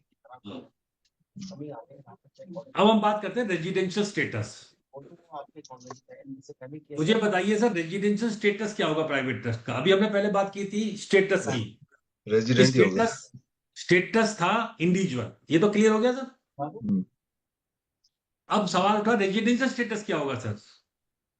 Residential of the private trust will depend on the settler, number 1, or on the basis of trustee, or on the basis of beneficiary. जैसे मान लीजिए इंडिया में प्रॉपर्टी है, ध्यान से सुनना सर, ये बहुत इंपॉर्टेंट एस्पेक्ट को मैं डिस्कस करने जा रहा हूँ जी। इंडिया में प्रॉपर्टी है, इंडिया में सेटलर है, उसके बच्चे USA में है, एक सिचुएशन, दोनों नॉन रेजिडेंट है, उसे यहाँ पे ट्रस्ट बनाया, बेनिफिशियरी ने बच्चों को बना दिए। दूसरी ऑप्शन, आपके फादर, आपके चाचा जी लंदन में थे, प्रॉपर्टी लंदन में थी, आप रेजिडेंट हैं, आपको बेनिफिशियरी बना दिया। तीसरी सिचुएशन, भारत इंडियन रेजिडेंट है, वो एक उसमें गया साइप्रस में, माल्टा में, और कोई प्रॉपर्टी दुबई में है और बेनिफिशियरी आपको बना दिया। यही तो हो रहा था सर ऑफशोर ट्रस्ट में। Yes sir. अब आप मुझे बताइए कि रेजिडेंशियल स्टेटस कैसे डिसाइड, क्योंकि अगर रेजिडेंशियल स्टेटस पता चले तो टैक्सेबिलिटी पता चले ना। Yes sir. तो रेजिडेंशियल स्टेटस मतलब किसका डिसाइड करना है, ट्रस्टी का, सेटलर का, या बेनिफिशियरी का? मतलब टैक्सेबिलिटी के लिए बेनिफिशियरी का। ये तो ट्रस्टी के बेसिस पे होगा क्योंकि ट्रस्टी ही मैनेज कर रहा है ट्रस्ट को। No, trustee is just a fiduciary capacity. He has nothing to do with it. हाँ तो बेनिफिशियरी के बेसिस पे होना चाहिए। बट ट्रस्ट Open के discussion राइट, है सर। ट्रस्ट को मैनेज तो ट्रस्ट ही कर रहा है ना, अकॉर्डिंग टू उसको चलाने के सारे राइट्स तो ट्रस्टी के पास ही हैं। वो कैपेसिटी में, फिड्यूशियरी कैपेसिटी में ऑन बिहाफ ऑफ बेनिफिशियरी कर रहा है, डिसीजन मेकिंग तो ट्रस्ट ही कर रहा है ना। बट आई थिंक बेनिफिशियरी होगा। सर अगर सुनील जी, आपकी आप ही बात बता सही है, दीजिए मान ना। लो मेरा ट्रस्टी बैठा है लंदन में और इनकम है यहाँ पे इंडिया में, तो फिर नॉन रेजिडेंट हो जाएगा इसका मतलब? तो मेरी फॉरेन इनकम पे टैक्स लगेगा, खाली इंडियन इनकम पे No, लगेगा? no, no. I don't think trustee के बेस पे होगा. It is either settler or beneficiaries. आपके पास अकाउंट अगर मैं भेजूं मतलब उन्हीं का होना चाहिए। ये देखिए तो आप करा दो 2.5। सर आप ही बता दो।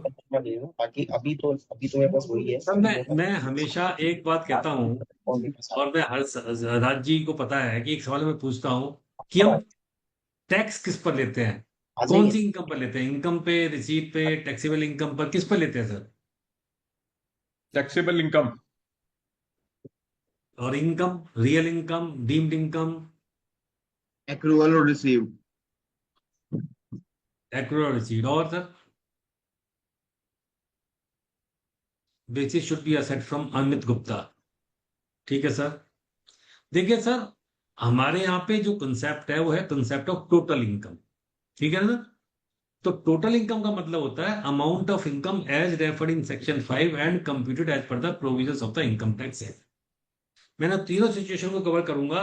Situation number 1, settler resident, beneficiary resident, settler resident, beneficiary non resident, settler non resident, beneficiary resident, settler resident, settler non resident, beneficiary resident, या settler non resident, beneficiary non resident and property in India.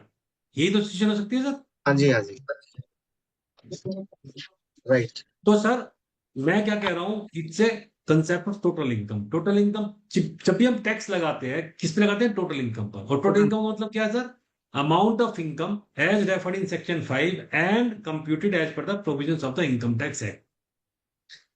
यानी आपको income, और income दे रखी है 2 clause 24 में, यानी income includes, वो inclusive definition है। सेकंड हम कहते हैं as referred in section 5। Section 5 क्या कहता है सर? कि टैक्स कैसे लगेगा? Scope of total income. Scope total income में क्या कहा हमने? कि रेजिडेंट के केस में income received in India, accrued in India, deemed to accrued in India, deemed to receive in India, arise in India, deemed to arise in India और out of India, right? In case of non resident, income received accrue arise in India. Non resident में sir उसी पे tax लगता है ना जो income India की income है। और in case of NOR sir Indian Indian. Income और बिजनेस कंट्रोल फ्रॉम इंडिया और प्रोफेशन सेटअप इन इंडिया। यही है section 5। Yes and then comes the computation mechanism, अरे मैं कंप्यूटेड एज मीटिंग पर में the provisions of the meeting में income हूँ। Tax act. Computation mechanism अगर फेल हो जाएगा तो इनकम पे टैक्स नहीं लगेगा। ठीक है सर? यस एक। दूसरा सेक्शन 9 क्या कहता है? इनकम डीम टू एक्रू और अराइज इन इंडिया। वो क्या कहता है सर? अगर आपके पास में कोई बिजनेस कनेक्शन इंडिया में है या कोई एसेट इंडिया में एस्टेब्लिश है तो क्या होता है? उसका इनकम डीम टू एक्रू और अराइज इन इंडिया हो जाती है, राइट? यस सर यानी जो प्रॉपर्टी इंडिया में कोई भी प्रॉपर्टी अगर इंडिया में है, कोई शेयर्स इंडिया में है, कोई प्रॉपर्टी इंडिया में है और या कोई और बिजनेस कनेक्शन इंडिया में है तो उसकी इनकम कहां मानी जाएगी? डीम टू एक्रू और अराइज इन इंडिया। अगर इनकम डीम टू एक्रू और अराइज इन इंडिया मानी जाएगी तो तीनों सिचुएशन में टैक्स लग जाएगा। अभी हम इस बात पे नहीं आ रहे हैं कि जो मैंने 5 सिचुएशन बताई हैं, अभी हम बात कर रहे हैं कि कौन सी इनकम टैक्सेबल होगी। और एक बात हमने ये बात एस्टेब्लिश कर ली अभी तक के सेशन में कि जो टैक्स होता है वो किस पे होता है? बेनिफिशियरी पे। टैक्सेबल तो बेनिफिशियरी है ना सर? यस सर चाहे ट्रस्टी लायबल है एज ए रिप्रेजेंटेटिव कैपेसिटी, लेकिन टैक्स किस पे लगना है सर? बेनिफिशियरी पे। तो इसका मतलब रेजिडेंशियल स्टेटस किसका देखेंगे सर? Beneficiary beneficiary. अच्छा ओके तो सारा का सारा बेनिफिट, आपका ट्रस्टी लंदन में है, आपका ट्रस्टी अमेरिका में है, आपका सेटलर दुबई में है, कोई फर्क नहीं पड़ रहा। स्कोप ऑफ इनकम किसी की जाएगी सर? बेनिफिशियरी की। बट सर कुछ बेनिफिशियरी इंडिया में रहते हैं, कुछ बेनिफिशियरी बाहर रहते हैं, तो जिसकी इनकम बेनिफिशियरी जो इनकम इंडिया में है उसका स्टेटस रेजिडेंट, जो बाहर है उसका स्टेटस नॉन रेजिडेंट। नहीं, लेकिन आपको इनकम ये डिस्क्रिशनरी की बात कर रहे हैं ना अपन। जिसकी भी तो एमएमआर लग गया ना सर। अच्छा, डिस्क्रिशनरी तो वी आर टॉकिंग स्पेसिफिक, वो तो फिर ठीक है, बेनिफिशियरी के हिसाब से जाएगा। ठीक है सर डिस्क्रिशनरी में तो एमएमआर दे दिया ना आपने, बात ही खत्म हो गई। अच्छा। Right sir? तो यानी पहला कमजोर होगा डिस्क्रिशनरी में रेजिडेंट और नॉन रेजिडेंट का कुछ फर्क नहीं पड़ता है।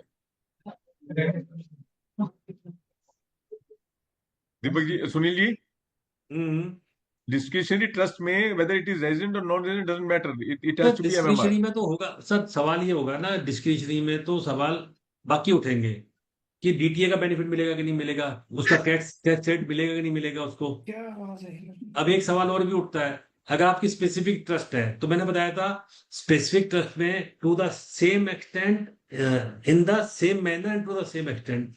यानी अगर मेरे को कोई प्राइवेट ट्रस्ट से इनकम आ रही है, कैपिटल गेन की इनकम आ रही है फॉर एग्जांपल, तो मैं उसका 54 का बेनिफिट भी ले सकता हूँ। अगर अच्छा प्राइवेट ट्रस्ट से मुझे स्पेसिफिक इनकम आ रही है तो ऑफकोर्स, क्योंकि मेरी इंडिविजुअल इनकम है ना सर, वो तो इंडियन इनकम है तो सारी जितने बेनिफिट है, मेरे 54 का बेनिफिट लेना तो मिलेगा, 54F मिलेगा, 54 EC मिलेगा। अगर क्लबिंग होनी तो होगी 64 में जाके। पर सर उसने हम प्रॉपर्टी तो ट्रस्ट, या पर सर प्रॉपर्टी तो ट्रस्ट ने बेची है तो ट्रस्ट को मिलेगा 54, उसमें इंडिविजुअल कैसे ले लेंगे उसकी? मान लिया कि ट्रस्ट में प्रॉपर्टी आ रही है लॉन्ग टर्म। ये बड़ा कॉम्प्लिकेटेड सब्जेक्ट है, इसीलिए मैं इसके कुछ थंब रूल आपको समझाने की कोशिश कर रहा हूँ, क्योंकि आपका एरिया नहीं है। बात को समझो सर, ये स्पेसिफिक ट्रस्ट, मैं फिर कह रहा हूं sir, trustee are in the fiduciary capacity, they are only the legal owner, real owner are beneficiaries, अच्छा, इनकम बिलोंग्स टू बेनिफिशियरीज। और टैक्स किस पे लगा रहे हैं हम सर? इनकम पर, इनकम पर। सेट पर नहीं लगा रहे सर। मतलब जब एसेट्स ट्रस्ट ने एक प्रॉपर्टी बेची, स्पेसिफाइड ट्रस्ट है, तो प्रॉपर्टी तो फिर ट्रस्ट के नाम में ली जाएगी। सर बाकी लोगों को सवाल पूछो तो एक बार, आप में से किन्हें पूछे? Okay sir. हाँ नहीं फिर वो, सर, हाँ Sunil ji, sir please. Question ये है कि अगर प्रॉपर्टी ट्रस्ट के नाम पे रजिस्टर हो गई तो उस केस सर में एक बार पहले मैं इसको कंप्लीट कर लेता हूँ, फिर हम ये जी सारी सिचुएशन जो हमने 5-6 सिचुएशन एनालिसिस की थी ना, उनको कर लेते हैं, ठीक है ना सर? जी जी जी तो एक थंब रूल ये हो गया कि जो जो हमें रेजिडेंशियल स्टेटस देखना है सर, वो किसका देखना है? बेनिफिशियरी का, राइट? Right sir. तो अगर बेनिफिशियरी रेजिडेंट है सर, तो आपको टैक्स कैसे लगेगा? ग्लोबल इनकम पे आपको टैक्स देना है। यानी अगर मान लीजिए आपकी कोई प्रॉपर्टी लंदन में है, उसके बेनिफिशियल ओनर आप हैं, और आपसे वहां से कोई इनकम आ रही है, तो आपको इंडिया में उसका टैक्स देना पड़ेगा। जितने भी भारी ऑफशोर ट्रस्ट बने थे, उनकी सारी इनकम इंडिया में टैक्सेबल हो जाएगी sir, right? Clear sir. If the beneficiary are resident, then he has to pay tax not only on the income, which is earned income, or even the foreign income. Number one. Number two, if the beneficiary is non-resident, then he has to pay tax only on the Indian income that accrue or arise in India. तो जो beneficial interest को जाएगा उस पर वो tax दे देगा। Third, अगर property India में है, whether it is the share situs of the shares in India or capital asset is situated in India, then of course it will be taxable in India as per section 9(1). So it will be deemed to be accrue or arise in India. So in case of resident, तो by default taxable होती है. In case of non-resident beneficiary, if the beneficiary is non-resident and the property and the assets are situated in India, then he has to pay the tax on that income also. Right, sir? Sir, discretionary income पे जो tax लगेगा, आप कह रहे हैं कि MMR लगेगा, तो कितना भी अमाउंट हो, 100 रुपया हो, 1000 रुपया हो, तो भी टैक्स लगेगा। हाँ लगेगा देयर इज सर, नो लगेगा थ्रेशोल्ड लिमिट। लगेगा। सर फेमा के पर्पस से भी रेजिडेंशियल स्टेटस सर फेमा के लिए फिर कभी बात करेंगे सर, वो अलग है। फिर वो नया चैप्टर शुरू हो जाएगी। चलिए, क्लियर हो गया सर, आगे चलिए। सर सुनील कुमार गॉड पूछ रहे हैं, whether can be hybrid trust 90% income determinate and 10% discretionary? Of course sir, it can be like that. तो उसी पोर्शन में टैक्स लग जाता है sir. Family welfare trust created by settlor A, can the trust accept money from the person other than the settlor? 56(2)(10) exception. हाँ sir ले सकता है, लेकिन 56(2)(10) में टैक्स हो जाएगा अगर वो रिलेटिव नहीं है तो। ये दीपक बंसल जी का था। और किसी का सवाल है कोई?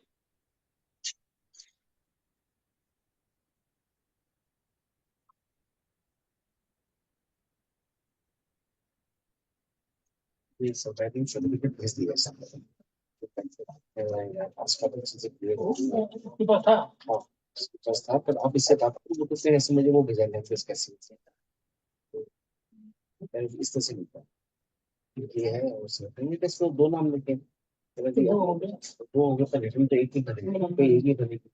और ट्रस्ट प्रॉपर्टी में क्या कर सकता है sir? Trust property can be A more property, can be A more property both.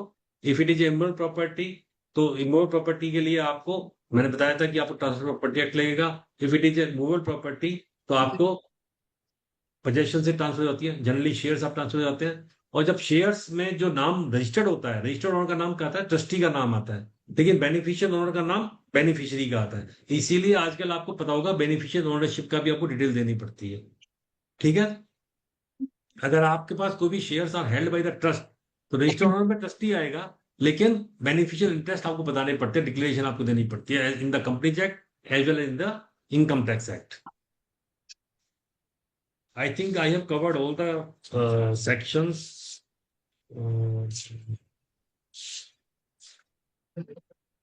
Trust कितने साल के लिए क्रिएट हो सकती है? एक ये भी सवाल होता है कि can the trust be created for perpetuity? Answer is no. आप ऐसा ट्रस्ट नहीं बना सकते जो कभी खत्म ही नहीं होगी। Ultimately there has to be a sunset clause in the trust also, कि कब जाके वो ट्रस्ट खत्म हो जाएगी, क्योंकि आप जब भी जो बेनिफिशियरी आप डिसाइड करेंगे वही होंगे जो आपके living beneficiary. Subject matter of trust section 8, beneficiary मैंने बता दिया सेक्शन 9, ट्रस्टी मैंने बता दिया section 10, how the trust is extinguished section 77। Sir लेकिन कई केस तो उसमें ये भी लिखा हुआ है कि अनबॉर्न चिल्ड्रन के लिए भी ट्रस्ट बन सकता है। अब वो ट्रांसफर प्रॉपर्टी एक्ट में है, लेकिन वो फिर डिफरेंटली कंसेप्ट है। मैंने बताया कि ट्रस्ट आप करेंगे फॉर परपेचुइटी नहीं हो सकता है। आपको जो मतलब आप जो एग्जिस्टेंस में नहीं है उसको बेनिफिशियरी कैसे बनाएंगे सर? अभी आप ये तो कह सकते हैं कि बेटा बेटे के बाद बेटा, लेकिन जो जिसको आप बना रहे हो वो तो होना चाहिए ना। तो इसमें निजाम वेल्थ टैक्स का ही केस है, निजाम का, हैदराबाद और निजाम का। जी सर। सर आपने हैदराबाद और निजाम का एक वेल्थ टैक्स का ही केस है। जी है। आप अभी जा रहे थे ऑफशोर ट्रस्ट में भी sir? tax payable by or dependent. हाँ सर, मैं वही बता रहा हूँ जो ऑफशोर ट्रस्ट में मैंने बताया ना, जो मैंने 3 थंब रूल बताए बेसिकली, कि अगर पहले लोग क्या करते थे कि ऑफशोर ट्रस्ट बनाते थे, उसको पैसे को घुमा के मॉरिशस रूट से लाए क्योंकि कैपिटल नहीं था, तो वो तो बंद हो गया। अगर ऑफशोर ट्रस्ट बन भी गई है तो अगर साइटस इंडिया में है, हमने चीजों को समअप कर दिया ना, कि मान लीजिए आपकी एक ऑफशोर ट्रस्ट बनी हुई है, तो पहली बात तो वहां के जो ट्रस्ट के नियम है वो लग जाएंगे। मान लो साइप्रस में या केमन आइलैंड में या पनामा में, ये लोग इसलिए बनाया करते थे। लेकिन अगर बेनिफिशियरी इंडियन है, रेजिडेंट है, तो उसको हर इनकम पे टैक्स देना है। आप अपना बेनिफिशियल इंटरेस्ट ही बताना है उसको सर। अगर आपकी प्रॉपर्टी, मान लीजिए आप ये कहना चाह रहे हैं कि आपकी प्रॉपर्टी बाहर है, बाहर, लेकिन अगर रेजिडेंट ऑफ इंडियन है, आप रेजिडेंट असेसी हैं, तो आपको उस इनकम पे भी यहाँ टैक्स देना है। जो अभी कोई फायदा ही नहीं है फिर उसको ऑफशोर ट्रस्ट बनाने का। तो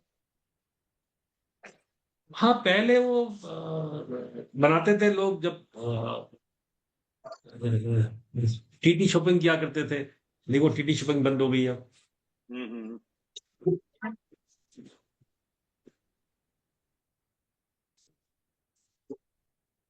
तो सर मेरे हिसाब से मैंने इसको कवर कर लिया, और अगर कोई सवाल है तो आप पूछ सकते हैं सर।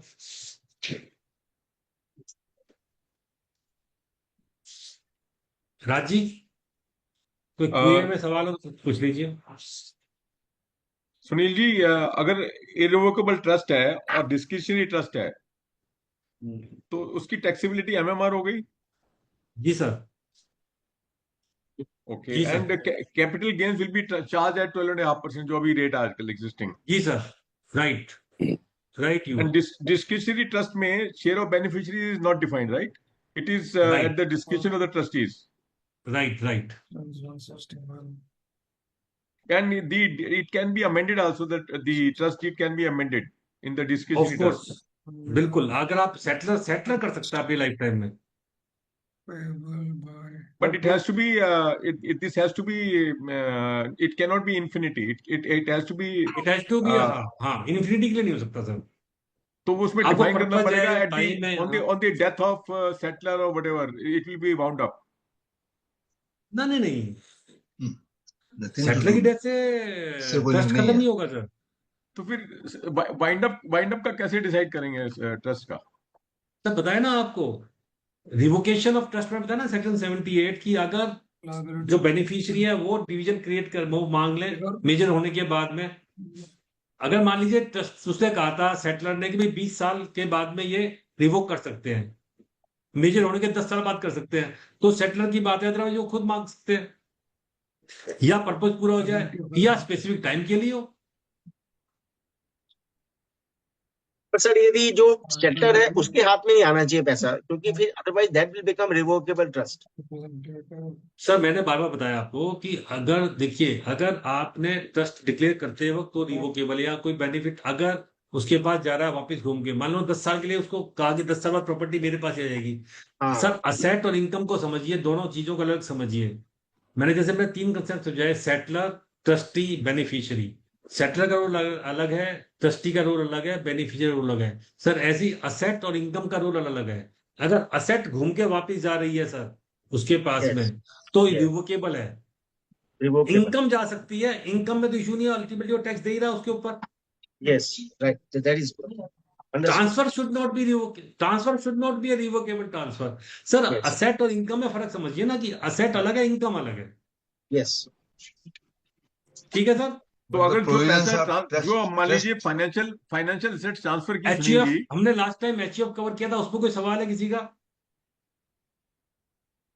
64 की एप्लीकेबल सर, एप्लीकेबल होता है 64, क्लबिंग प्रोविजन लगते हैं। अगर माइनर को इनकम जा रही है तो क्लबिंग प्रोविजन लग जाएंगे सर। मैं लास्ट मीटिंग में एचयूएफ वाले में नहीं था, पर मेरा एक क्वेश्चन है आपसे जी कि सर। अगर मैं अपने एसेट्स फॉर एग्जांपल एचयूएफ को ट्रांसफर करता हूं और एचयूएफ उस एसेट को बेचती है, आई एम अवेयर दैट मैं जब ट्रांसफर करता हूं section 64 will be applicable, but वो एचयूएफ अगर उस एसेट को बेचती है, उसका जो कैपिटल गेन्स है उसको री इन्वेस्ट करती है इधर अंडर सेक्शन 54 और 54F, तो उसकी इनकम तो नील हो जाएगी, हाँ सर एग्जम्पशन मिल बिल्कुल। जाएगी। सर देखिए, फिर दोनों बातों को हम कंफ्यूज करते हैं sir. Clubbing provisions are special provisions, ठीक है। ब्लेंडिंग ऑफ प्रॉपर्टी, आपने एचयूएफ में अपनी प्रॉपर्टी डाल दी, उससे हाँ। कोई इनकम होगी आपके हाथ में टैक्सेबल हो जाएगी। अगर आपके Correct. हाथ में इनकम टैक्सेबल होगी तो उसके बेनिफिट भी आप ट्रांसफर हो जाते हैं ना। नहीं, मैं इनकम की बात नहीं अगर कर आप रहा, मैं एसेट ट्रांसफर की बात कर रहा हूँ, कैपिटल गेन्स। मेरा क्वेश्चन सिर्फ ये है, आप लेट ये अस कह रहे हो टेक कि एन एग्जांपल। आपने अपनी प्रॉपर्टी पहले वहां पे ट्रांसफर कर दी, मैंने एचयूएफ को ट्रांसफर कर दी और आपने एचयूएफ ने उसको बेच दी। आपने एक लैंड ट्रांसफर कर दी सर एचयूएफ को। हाँ, तो लैंड जब ट्रांसफर आप कर रहे हो तो कोई टैक्सेबिलिटी नहीं आएगा, क्योंकि नहीं क्यों नहीं आएगा आएगा? 47। नहीं, मैं हाँ, सपोज करो लैंड नहीं कर रहा, मैं बिल्डिंग कर रहा हूँ वो एक जिसकी, ही बात है। अच्छा एक ही बात है। अब मैं हाँ। उसको उस बिल्डिंग को मैं एचयूएफ के थ्रू बेचता हूँ और एचयूएफ जो है उसको कैपिटल गेन्स जो है वो री इन्वेस्ट कर देती है। अब तो सर मैंने वही बताया कि प्रिंसिपल है कि अगर आपको इनकम क्लब होगी तो उसके बेनिफिट भी तो आपको मिलेंगे ना सर। अगर आपके हाथ में क्लब होगी तो 50 का बेनिफिट भी मिल जाएगा आपको। नहीं, पर एचयूएफ तो सेपरेट एंटिटी रहेगा ना सर। मैं ये एचयूएफ कह तो रहा पहले हूँ भी कि जब सेपरेट एंटिटी था जब इनकम, जब मैं इनकम की सर बात जब नहीं माइनर कर रहा, सर माइनर मैं की समझ इनकम रहा हूँ। क्लब करते हैं तो क्या करते हैं? मैं एक एग्जांपल देता हूँ सब, उससे ज़्यादा क्लियर हो जाएगा। लेट बताइए अस टेक द बताइए। Value of the asset is 1 crore which I have transferred and HUF sells that property for 1.5 crore। अब जो अगर वो बिल्ट अप लैंड है तो कैपिटल गेन्स 50 करोड़ और 50 लाख हो गए।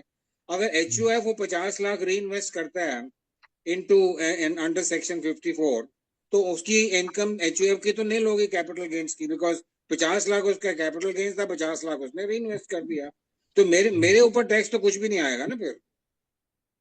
हाँ तो सर अगर आप ये काम खुद करते तब भी तो आपको 50 का बेनिफिट मिल जाता।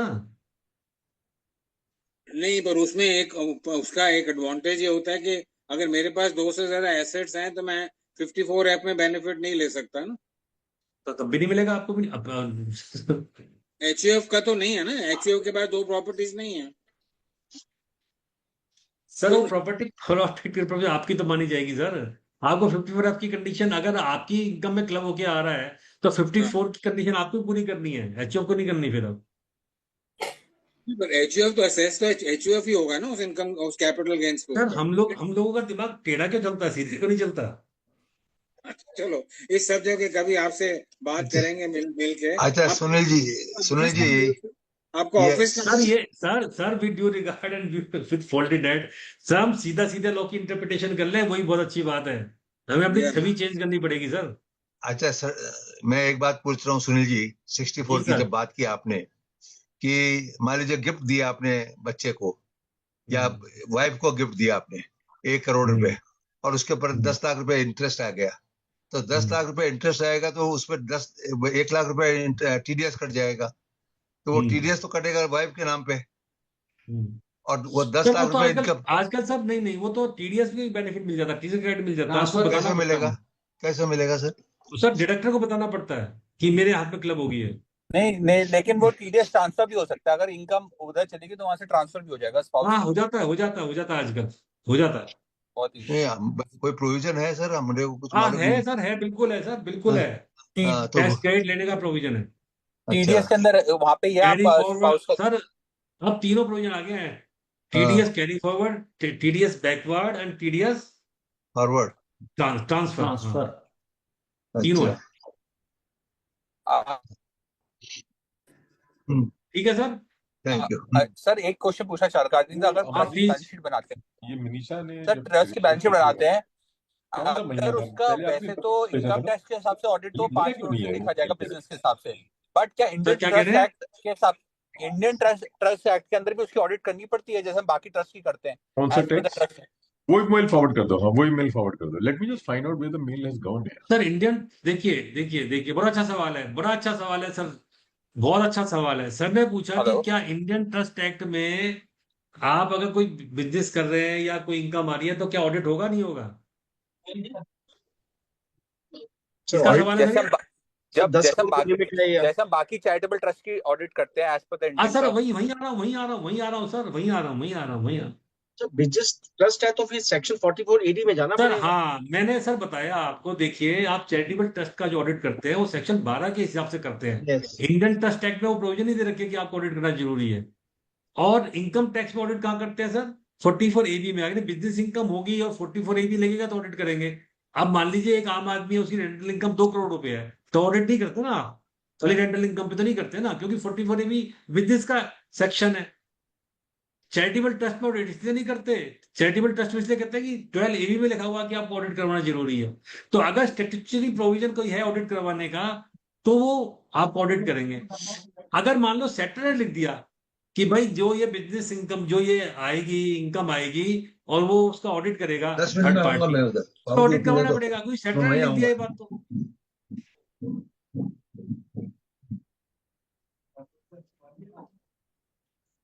अच्छा सर, आपने एक बात ये बताई कि आपने provisions of trust deed can be Can trust have amended. employees to run family business to manage the asset of the trust will expenses be considered as deductible? Very good question. किसका है sir ये?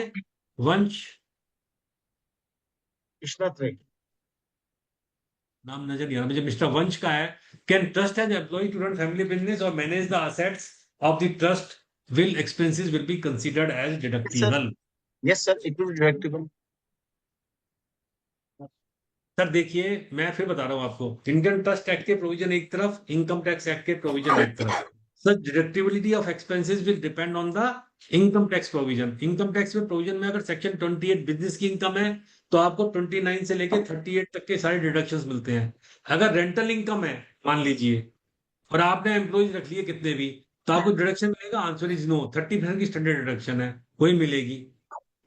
अगर आपकी interest income आ रही है sir 56 में, आपने एम्प्लॉय रख लिए 2 करोड़ 2 लाख रुपए महीने के, इनकम और टैक्स डिडक्शन मिलेगी? नहीं मिलेगी। क्यों नहीं मिलेगी? क्योंकि 57 ये कहता है कि आपको डिडक्शन मिलती है टू अर्न दैट इनकम।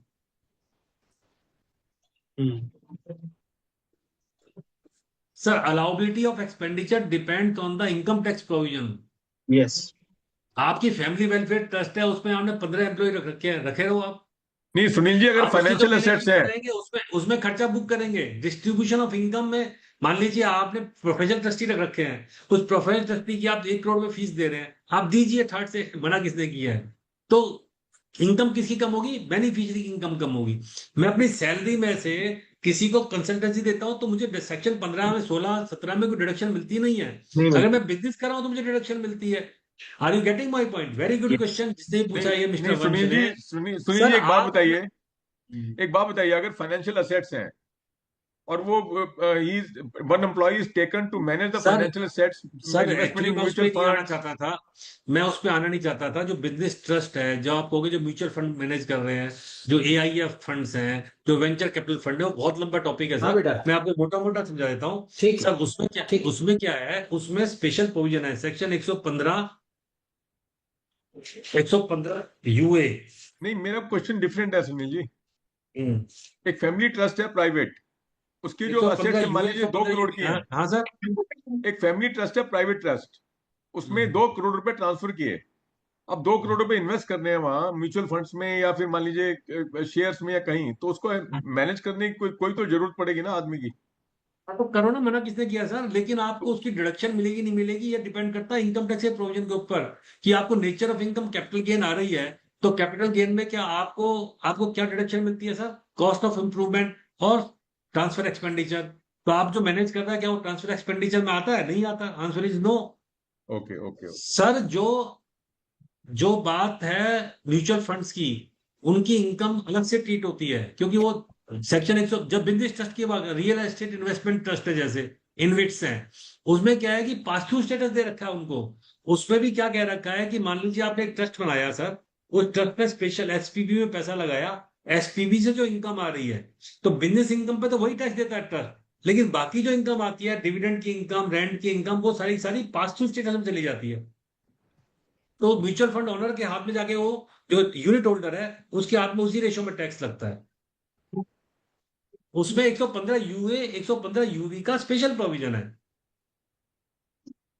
लेकिन अगर आप प्राइवेट फैमिली ट्रस्ट बना रहे हैं, आपने 20 करोड़ पे डाल दिया, उसमें म्यूचुअल फंड के लिए आपने पैसा लगा दिया, अगर उसकी बिजनेस इनकम आ रही है, अगर आपको बिजनेस इनकम मानते हैं, तो ऑफकोर्स फिर तो बिजनेस में सारे खर्चे आपको मिलेंगे 28 से 44 वाले। लेकिन अगर वो कैपिटल गेन की इनकम है, तो फिर आपको उसका जो सैलरी है या जो उसकी मैनेजमेंट फीस है, वो आपको डिडक्शन नहीं मिलेगी। राइट?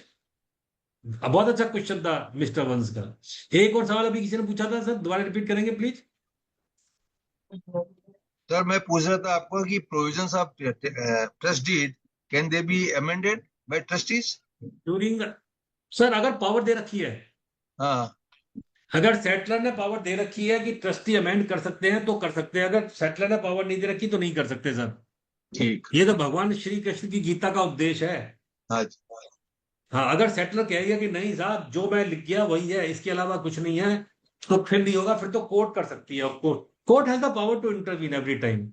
वो फिर फंडामेंटल राइट्स, ये सब जो भी हमारे कॉन्स्टिट्यूशन के राइट्स हैं, जो हम जैसे रिट लगाते हैं, आजकल रिट पिटीशन बहुत लग रही है इनकम टैक्स एक्ट में, हम भी बहुत लगा रहे हैं रिट पिटीशन, तो court has every right to intervene. Law of natural justice, ये जितने भी हैं तो मिलता है, तो उसमें तो कोई इशू ही नहीं। अदरवाइज ट्रस्ट में ऐसा कोई प्रोविजन नहीं है कि जहां पे आप सेटलर की विशेष को, क्योंकि उसकी विश पे ट्रस्ट बनाता है सर, नाम ही ट्रस्ट है इसका। ट्रस्ट का मतलब क्या होता है? राइट दूसरी के विश। हाँ, अगर ट्रस्टी उसके ट्रस्ट को खत्म कर देगा तो ट्रस्ट कहाँ रही सर? मिसट्रस्ट हो गया। What he wants to do, he is doing through the trustees for the benefit of beneficiary. Simple funda. Right. Any other questions, sir? We have Sir, 2 एक minutes. Sir transfer is deemed. Sir I just take one last question if you permit me. Sir आपने कहा कि transfer की वो कि revocable हो जाता है यदि ट्रांसफर को पैसा वापस मिलता है। सेक्शन 63 कहता है सर इनकम और असेट्स को समझो बात को। सर वहां पर सर इनकम सर अगर असेट्स रिवोकेबल है तो रिवोकेबल ट्रांसफर है सर, इनकम पे नहीं है।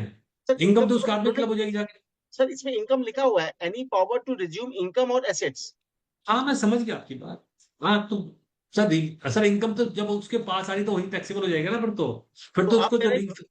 अच्छा सर उसका मतलब ये है कि आपने अगर वो ट्रांसफर, अगर वो इनकम घूम के हाथ में, तो रिवोकेबल ट्रांसफर माना जाएगा। वो ये कहना चाह रहा है। तो सर इस केस में सेटलर बेनिफिशियरी बन रहा है तो सेक्शन 63 नहीं आ जाएगा? कहेगा ये तो आपका रिवोकेबल ट्रस्ट है sir. He can B one of the set. Sir देखिए, इंडियन ट्रस्ट एक्ट के प्रोविजन और सेक्शन 63 इनकम टैक्स का प्रोविजन है, दोनों को मिक्स ना कीजिए।